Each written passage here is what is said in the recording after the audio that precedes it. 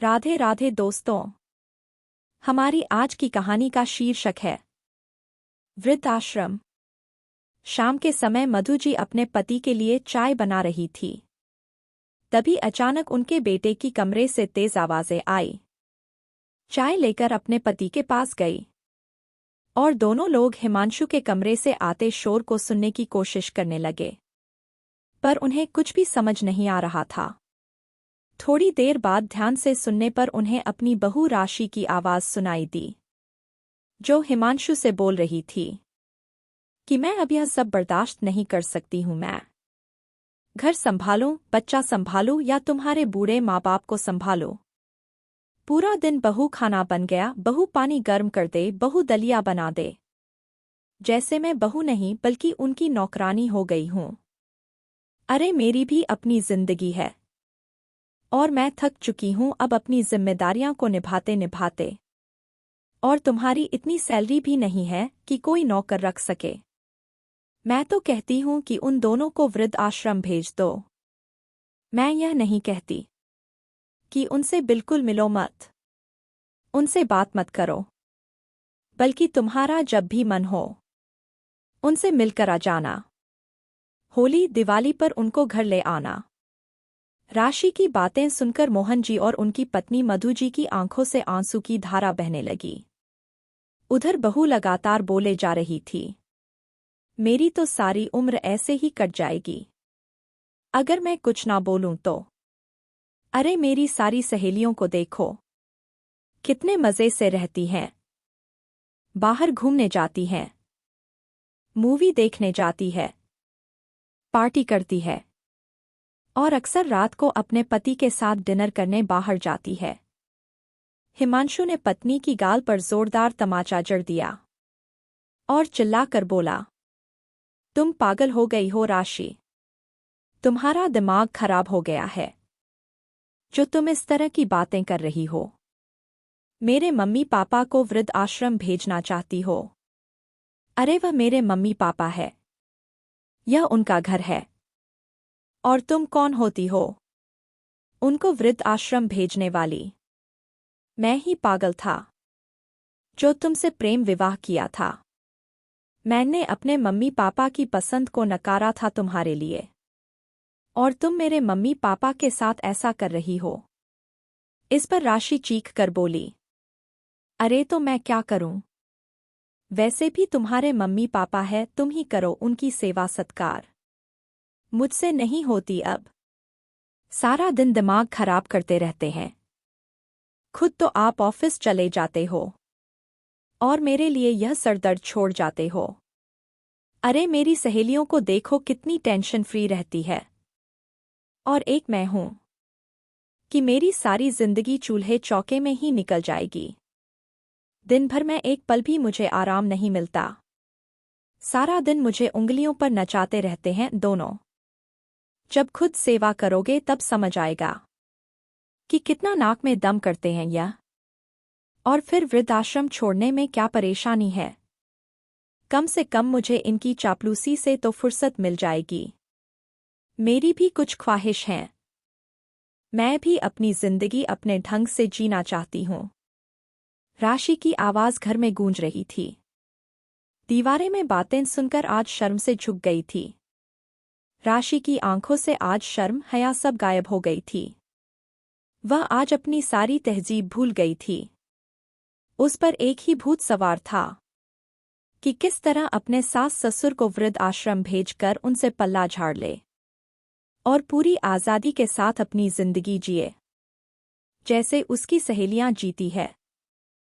मोहन जी और उनकी पत्नी बहू का ऐसा रूप देखकर चौंक गए। उनको अपनी बहू से ऐसी उम्मीद नहीं थी। लेकिन हिमांशु अपने मम्मी पापा से बहुत प्यार करता था। वह जानता था कि सारी उम्र उन्होंने उसके ऊपर खर्च किया, उसे पालपोस कर बड़ा किया, पढ़ा लिखा कर इस काबिल बनाया कि आज वह अपने पैरों पर खड़ा है। जिन माता पिता ने उसे उंगली पड़कर चलना सिखाया, उनको इस उम्र में वृद्धाश्रम कैसे छोड़ दे? वह जानता था कि उसके मम्मी पापा ने उसके लिए कितने त्याग किए हैं। उसके हर बर्थडे पर मंदिर जाकर उसके उज्ज्वल भविष्य के लिए भगवान से प्रार्थना करते थे। सालों साल उसकी मम्मी ने नई साड़ी नहीं पहनी और पापा ने अपनी ख्वाहिशों को भूलकर उसकी जिद पूरी की। और अब जब वह इस लायक हो गया है कि उनकी सेवा कर सके, तो उसकी पत्नी राशि ने उसे इस मोड़ पर लाकर खड़ा कर दिया। हिमांशु मोहन जी और मधु जी का इकलौता बेटा है, पूरे परिवार में इकलौता वारिस। हिमांशु एक कंपनी में काम करता है। अब वह अपने पैरों पर खड़ा हो चुका है और अपने मम्मी पापा की सारी ख्वाहिशों को पूरा करना चाहता है, उन्हें सारी खुशियां देना चाहता है। उसे पता था कि उसकी मम्मी पापा ने उसे मोटरसाइकिल दिलाने के लिए कैसे पाई पाई जमा करके उसे मोटरसाइकिल दिलाई थी। उसकी हर ख्वाहिश पूरी की। उसकी मम्मी ने अपनी ख्वाहिशों को त्याग कर उसे अच्छा पहनाया, उसे अच्छा खिलाया, और अब वह अपने मम्मी पापा के जीवन में हुई हर कमी को पूरा करना चाहता था। हिमांशु की नौकरी लगते ही उसके लिए जगह-जगह से रिश्ते आने लगे। लंबा चौड़ा हिमांशु, उसके ऊपर से सरल स्वभाव, घर का अकेला वारिस, नौकरी पेशा, होनहार लड़का था। सब उसको पसंद करते थे। हिमांशु के मम्मी पापा हिमांशु की शादी अपने दोस्त की बेटी से करना चाहते थे, परंतु हिमांशु अपने ऑफिस की लड़की राशि से प्रेम करता था और उससे शादी करना चाहता था। बेटे की पसंद के आगे बेबस होकर मोहनलाल जी और मधु जी ने उसकी शादी राशि से कर दी। शादी की पहली रात ही हिमांशु ने राशि से कह दिया था कि मेरे मम्मी पापा मेरे लिए भगवान के समान है और मैं चाहता हूं तुम भी उन्हें अपने माता पिता की तरह ही प्रेम करो। इस पर राशि बोली, आप चिंता मत कीजिए, मैं उनका पूरा ख्याल रखूंगी। और हिमांशु के मम्मी पापा ने भी राशि को अपनी बेटी की तरह प्यार किया। धीरे धीरे राशि ने पूरे घर की जिम्मेदारी अपने ऊपर ले ली और हिमांशु के मम्मी पापा भी उसे किसी भी चीज के लिए रोक-टोक नहीं करते थे। राशि भी पूरे मन से उनकी सेवा करती, घर का सारा काम करती। दरअसल हिमांशु मोहन जी और मधु जी की शादी के 10 साल बाद हुआ था, जिसकी वजह से अब उनकी उम्र हो चली थी, इसलिए अब एक भी काम उनसे नहीं होता था। तो राशि ने पूरा घर अपने आप ही संभाल लिया था। लेकिन धीरे धीरे उसके व्यवहार में बदलाव आने लगा। रोज रोज के काम से वह थक गई थी। राशि की अभी नई नई शादी हुई थी, उस पर से उसने पूरे घर की जिम्मेदारी अपने ऊपर ले ली थी। लेकिन उसका मन भी मूवी जाने का, बाहर घूमने का और पार्टी करने और बाहर जाकर डिनर करने का करता। परंतु मोहन जी और मधु जी तो परहेज का खाना खाते थे। वह सोचती कि अगर वह बाहर जाएगी भी तो पहले सास ससुर के लिए खाना बनाना पड़ेगा। इसीलिए राशि मोहन जी और मधु जी से तंग आ गई थी। इसलिए वह अब उन्हें अपने साथ नहीं रखना चाहती थी। वह चाहती थी कि हिमांशु अपना ट्रांसफर किसी दूसरी जगह पर करवा ले, जिससे वह और उसका पति अकेले रह सके, अपनी जिंदगी अपने ढंग से जी सके। पिक्चर देखने जाएं, बाहर घूमने जाएं, रात को डिनर के लिए जाएं और ख्वाहिशें पूरी करें और अपने सास ससुर से दूर हो जाए। परंतु हिमांशु इन सब के लिए तैयार नहीं था। एक दिन राशि बोली, हिमांशु मेरी सहेली की शादी है, उसने मुझे बुलाया है और वह चाहती है कि 2-3 दिन पहले ही पहुंच जाऊं और मैं वहां जाना चाहती हूं। हिमांशु बोला, अरे राशि, अगर इतने दिन के लिए जाओगी तो मम्मी पापा का ध्यान कौन रखेगा? अब उनसे काम नहीं होता, तुम्हें तो पता है ना। हिमांशु की बात सुनकर राशि गुस्से में बोली, अरे तो मैं क्या करूं? अब क्या मैं अपनी खुशियों का भी गला घोट लूं? मैं अब हर जगह आना जाना ही बंद कर दूं? अरे मेरी अपनी भी कोई लाइफ है। राशि चिल्लाती हुई बोली। राशि का यह रूप देखकर हिमांशु घबरा गया और प्यार से उससे बोला, राशि मैं तुम्हें मना नहीं कर रहा हूं, लेकिन तुम ही सोचो कि मम्मी पापा की हालत कितनी खराब है। मम्मी के तो हमेशा घुटनों में दर्द बना रहता है। और पापा को भी देखो कितने परेशान रहते हैं। उनके हाथ पैर कांपते हैं। मैं ऑफिस से छुट्टी ले लेता, मगर मेरे ऑफिस में ज़रूरी मीटिंग चल रही है और मेरा वहां रहना बहुत ज़रूरी है, हिमांशु ने राशि को समझाते हुए कहा। लेकिन राशि ने उसकी एक न सुनी और अपने कपड़े पैक करने लगी। राशि को ऐसा करते देख मधुजी ने हिमांशु को चुप रहने का इशारा किया और कहा, मैं सब संभाल लूंगी। और राशि अपनी सहेली की शादी में चली गई। जब से राशि वहां से आई है, तब से एक ही रट लगाए हुए हैं कि मम्मी पापा को वृद्ध आश्रम भेज दो। पता नहीं किसी ने क्या घुट्टी पिलाई उसे। हिमांशु बोला, देखो तुम्हें मम्मी पापा की सेवा नहीं करनी है तो मत करो। मैं उनकी सेवा के लिए एक मेड रख लूंगा और खुद संभाल लूंगा सब कुछ। राशि तुनकते हुए बोली, अच्छा पैसे क्या कहीं पेड़ पर लगते हैं? और कौन सा तुम्हारे मम्मी पापा को पेंशन मिलती है जो तुम उनके लिए नौकर चाकर लगाओगे?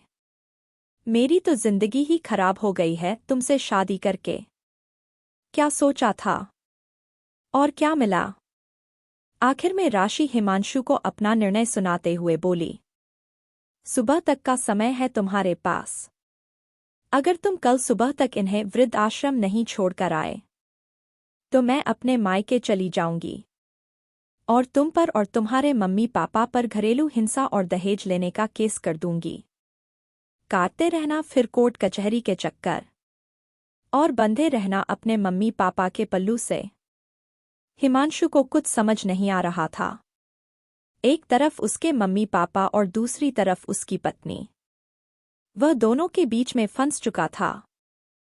हिमांशु ने लाचारी से अपने मम्मी पापा की तरफ देखा। जाने क्या था उन आंखों में? डबडवाई सी दिख रही थी। रात काफी हो चुकी थी तो राशि जाकर अपने कमरे में सो गई। हिमांशु के मम्मी पापा भी सो गए, लेकिन हिमांशु की आंखों में नींद नहीं थी। वह सोच रहा था कि राशि को कैसे समझाएं। अगली सुबह जब हिमांशु सोकर उठा तो उसने देखा कि उसके मम्मी पापा अपना सामान पैक कर रहे थे। जब हिमांशु ने अपनी मम्मी से पूछा, माँ आप दोनों कहाँ जा रहे हो? तो उन्होंने कहा, हम वृद्ध आश्रम जा रहे हैं। हम लोग नहीं चाहते कि हमारी वजह से तुम दोनों का रिश्ता खराब हो। वैसे भी बहू सही तो कह रही है, हम सारा दिन है पड़े ही तो रहते हैं। वहां हमारे जैसे बहुत से लोग होंगे, वहां हमारा मन भी लगा रहेगा। तुम चिंता मत करो बेटा, हिमांशु बोला। मम्मी पापा आप कैसी बात कर रहे हैं? मैं आपसे बहुत प्यार करता हूं। मैं आपको ऐसे अकेला नहीं छोड़ सकता। बेटा हमें तुमसे कोई शिकायत नहीं है। अब हमें बुढ़ापा आ गया है। बचे ही कितने दिन हैं हमारी जिंदगी के। तुम अपने लिए परेशानी मोल मत लो। तभी राशि आ गई तो हिमांशु बोला, मम्मी पापा आप इस घर को छोड़कर कहीं नहीं जाएंगे, यहीं रहेंगे मेरे पास। फिर हिमांशु राशि की ओर देखकर बोला, जिसे जाना है वह जा सकता है। हिमांशु की मम्मी डांटते हुए बोली, यह तुम क्या कह रहे हो? बहू कहीं नहीं जाएगी, वह यही रहेगी। तभी मोहन जी और मधु जी बोले, बेटा हम लोग कितने दिन के मेहमान हैं, परंतु राशि बहू तो पूरी जिंदगी तेरा साथ निभाएगी। बेटा तू बस एक एहसान कर दे कि हमें वृद्ध आश्रम जाने से मत रोक। और वैसे भी पास में ही तो वृद्ध आश्रम है। जब तेरा मन करे तो हमसे मिलने आ जाया करना। हिमांशु की आंखों से आंसू बहने लगे। वह अपनी मम्मी पापा और पत्नी के आगे मजबूर हो गया और उन्हें वृद्ध आश्रम छोड़ने चला गया। राशि मन ही मन खुश हो रही थी कि चलो भला अपने आप ही टल गई, मुझे और पापड़ नहीं बेलने पड़े। हिमांशु अब बुझा बुझा सा रहने लगा। परंतु राशि बहुत खुश थी। ऐसे ही 2 साल बीत गए। अब राशि 2 बच्चों की मां बन चुकी थी। हिमांशु ऑफिस से आते जाते अपने मम्मी पापा से वृद्ध आश्रम मिलने जाता, परंतु हमेशा उसकी आंखों में पछतावा रहता। उसका चेहरा उदास होता। परंतु माता पिता तो माता पिता ही होते हैं। वह अपनी संतान के दुख को महसूस कर लेते। अब उनकी उम्र हो चुकी थी। एक दिन हिमांशु के पास फोन आया कि आपकी मम्मी अब नहीं रही। यह सुनकर हिमांशु धम से जमीन पर बैठ गया और उसकी आंखों से आंसू बहने लगे। राशि ने देखा तो वह बोली, क्या हुआ हिमांशु? हिमांशु कुछ बोलता, उससे पहले ही उसके पास दोबारा फोन आया कि आपके पिताजी की भी दिल का दौरा पड़ने से मृत्यु हो गई है। अब उसे बहुत ज्यादा सदमा बैठ गया। फिर उसने दोबारा पूछा कि हिमांशु क्या हुआ? किसका फोन था? हिमांशु चिल्लाकर बोला, अब पड़ गई तुम्हारे कलेजे को ठंडक। मेरे मम्मी पापा नहीं रहे। शर्म करो। तुम्हारा भी 2 बेटे हैं। अगर कल को तुम्हारे बेटे ने तुम्हारे साथ ऐसा किया तो तुम क्या करोगी? यह सुनकर राशि को थोड़ा दुख तो हुआ, परंतु उसे इतना फर्क नहीं पड़ा। हिमांशु ने अपने मम्मी पापा का दाह संस्कार किया। समय बीतता गया और हिमांशु और राशि के दोनों बेटे वक्त के साथ बड़े होते गए और हिमांशु ने उन्हें पढ़ाया लिखाया। अब दोनों की नौकरी लग चुकी थी और हिमांशु ने उनकी शादी करवाई। परंतु अब हिमांशु की तबीयत ठीक नहीं रहती थी। उसे एक दिन अचानक पेट में दर्द हुआ और उसकी मौत हो गई। अब राशि अकेले बुढ़ापे की दहलीज पर खड़ी थी और हिमांशु के जाने के बाद उसे एहसास हुआ कि अपने क्या होते हैं। अब उसकी उम्र हो गई थी। सारा दिन अपने कमरे में पड़ी रहती। दोनों बहुएं जरा देर भी उसके पास नहीं बैठती थी। वह अकेली पड़ी रहती थी और सोचती थी कि उसने भी अपने सास ससुर के साथ ऐसा ही किया था। कभी प्यार से नहीं बोलती थी। राशि की दोनों बहुएं अब उसे ताना मारती रहती। सारा दिन चारपाई पर पड़ी रहती हो और आर्डर करती रहती हो। बड़ी बहू सुनीता और छोटी बहू आशी दोनों उसी शहर से थी और नौकरी पेशा थी। वह भी अपनी सास से ऊब चुकी थी। वो दोनों उसे सुनाती रहती थी। राशि का अपने सास ससुर के साथ किए गए व्यवहार पर पछतावा होता था कि काश उसने अपने सास ससुर की सेवा की होती। एक दिन राशि जो सुना उसको अपने कानों पर विश्वास नहीं हुआ। दोनों बहुएं अपने पति से बात कर रही थी कि अब हमसे उनका काम नहीं होता। वह हम पर आर्डर चलती रहती हैं। उनके साथ रहकर तो हम सारा दिन घिसते रहते हैं। हम अपनी नौकरी संभालें या इन्हें? तभी छोटी बहू राशि बोलती है, मैं तो सोच रही थी कि मम्मी को वृद्धाश्रम में भेज देते हैं। वैसे भी सारा दिन घर में ही तो पड़ी रहती न है, वहां पर भी ऐसे ही रहेंगी। दोनों बेटे बोले, हाँ तुम्हारी बात तो सही है। मम्मी को वृद्धाश्रम छोड़ आते हैं, फिर चैन की सांस लेंगे। राशि को बहू और बेटों की बात सुनकर धक्का लगा। उसकी आंखों में आंसू बहने लगे। आज उसे महसूस हो रहा था कि उसने अपने सास ससुर को जो दर्द दिया था वह आज उसे मिल रहा था। वह सोच रही थी कि मेरे पति हिमांशु तो अपने मम्मी पापा से बहुत प्यार करते थे, परंतु मेरी बहू तो बहू बेटे भी मुझे घर से बाहर निकालना चाहते हैं। फिर राशि के बहू बेटों ने मिलकर उसे वृद्ध आश्रम भेज दिया। आज राशि को अपनी करनी का फल मिल गया था। दोस्तों, तभी तो कहते हैं कि अपने कर्मों का फल हमें इसी दुनिया में भोगना पड़ता है। इसीलिए हमें अपने बड़ों के साथ हमेशा अच्छा व्यवहार करना चाहिए, जिससे आगे हमारे बच्चे भी हमारे साथ वही व्यवहार करें जो हमने अपने बड़ों के साथ किया था। क्या राशि के बच्चों ने उसके साथ सही व्यवहार किया? कमेंट में ज़रूर बताइएगा। साथ ही अगर आपको वीडियो अच्छी लगी हो तो वीडियो को लाइक करें और चैनल पर नए हो तो चैनल को सब्सक्राइब करें। हमारे साथ अंत तक बने रहने के लिए धन्यवाद। जय श्री राधे।